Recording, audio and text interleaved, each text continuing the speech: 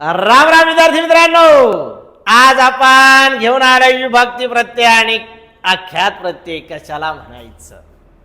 लक्षात घ्या, विभक्ती प्रत्यय हे नामासाठी जन्माला आलेले, म्हणजे ज्या ज्या ठिकाणी तुम्हाला ज्या ज्या नामाला ज्या ज्या शब्दाला तुम्हाला विभक्तीचे प्रत्यय लागलेले दिसेल त्याला म्हणायचं नाम. कशी माहिती, म्हणजे शब्दाला लागलेले विभक्तीचं प्रत्यय ते कशाला लागते, नामाला लागतंय. नामाच्या जागी येणाऱ्या सर्व नामाला दुसऱ्या जातीला विभक्तीचे प्रत्यय लागत नाही, आणि जर लागली तर त्या जातीची जात बदलून ती नाम होते. लक्षात घ्या, या ठिकाणी वाक्य घेतले आपण. राधाने पेरू तोडला, राधाने पेरू तोडला, ने प्रत्यय लागले. म्हणा, अरे राधा काय नाम आहे, नामाला कशाचं प्रत्यय लागलं, विभक्तीचं. सर मग या ठिकाणी तोडला, ला प्रत्यय लागले. सर ला तर द्वितीय आणि चतुर्थीचं प्रत्यय. पण लक्षात घ्या, क्रियापदाला लागलेलं प्रत्यय विभक्तीचं कधीच नसतं, मग ते असतं आख्यात प्रत्यय.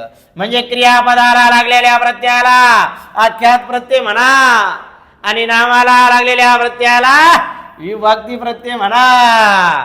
कशी वाटली माहिती? माहिती आवडल्यास व्हिडिओला लाईक करा, शेअर करा, फॉलो करा. जय हिंद, जय भारत, जय महाराष्ट्र.